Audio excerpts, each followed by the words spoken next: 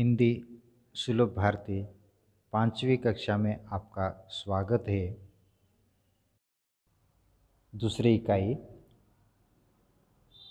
पृष्ठ क्रमांक 32 पांचवा पाठ रोबोट। इस पाठ में रोबोट का चित्र दिया गया है। रोबोट एक यंत्र मानव है और रोबोट के बारे में आपने सुना होगा और कहीं टीवी पर भी देखा होगा। यह रोबोट मनुष्यों की तरह ही सारे काम कर सकता है। रोबोट इस चित्र में वर्णमाला के स्वरों का और व्यंजनों का लेखन किया गया है। इस रोबोट इस चित्र में उसका हमें अनुरेखन करने का है। वर्ण मौखिक भाषा की मूल ध्वनियों को व्यक्त करने वाले चिन्हों को वर्ण कहते हैं।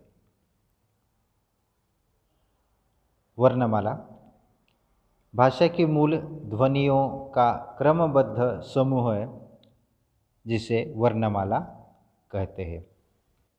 वर्णमाला के उच्चारण के आधार पर दो भेद होते हैं। पहला स्वर, दूसरा व्यंजन। स्वर जिन वर्णों का उच्चारण बिना किसी अन्य वर्ण की सहायता से स्वतंत्र रूप से होता है उन्हें स्वर कहते हैं। हिंदी भाषा की वर्णमाला में 15 स्वर है। वो स्वर इस प्रकार है: अ, आ, ई, उ, रू, ए, ऐ, ओ, औ, आहा, या, औ। इस प्रकार इसके स्वर है। व्यंजन जिन ध्वनियों का पूर्ण उच्चारण करते समय स्वरों की आवश्यकता होती है उन्हें व्यंजन कहते हैं। यहाँ पर व्यंजन है क से ह तक। यहाँ पर जो व्यंजन इस प्रकार दिए गए हैं वो व्यंजन है।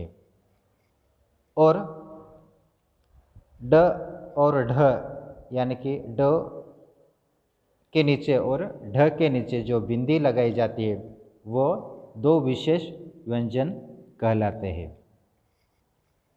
संयुक्त व्यंजन संयुक्त व्यंजन दो अलग अलग व्यंजनों के मेल से संयुक्त व्यंजन बनते हैं। जैसे कि संयुक्त व्यंजन कौन कौन से? क्ष, त्र, ज्ञ और श्र। संयुक्त व्यंजन 4 है। यहाँ पर अनुस्वार किसे कहते हैं? अ पर बिंदी लगने पर अम बनता है। इस चिन्ह को अनुस्वार कहते हैं। और जो पंचमाक्षर है न, ञ, न, म के लिए अनुस्वार का प्रयोग किया जाता है। यानी कि उसमें बिंदी लगाते हैं, न का उच्चारण होता है, म का उच्चारण होता है, उसमें अनुस्वार का प्रयोग किया जाता है। विसर्ग अ के बाद 2 बिंदियाँ इस तरह से अ के बाद 2 बिंदियाँ लगने पर आहा बनता है, इसे विसर्ग कहते हैं। अनुनासिक स्वर अ पर चंद्र बिंदु लगाने पर ए बनता है, एंग बनता है।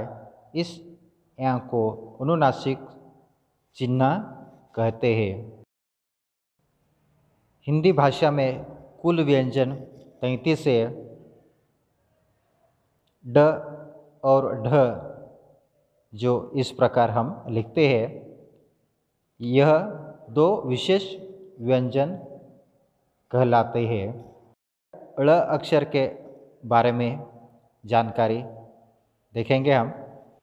ळ अक्षर मराठी भाषा का अक्षर है। कुछ शब्दों के शुद्ध उच्चारण के लिए इसका प्रयोग किया जाता है, जैसे तमिल, टिळक, बाळ आदि। इस रोबोट के चित्र में जो स्वर व्यंजन है उसका अनुरेखण करो और अपने कॉपी में लिख लो। धन्यवाद।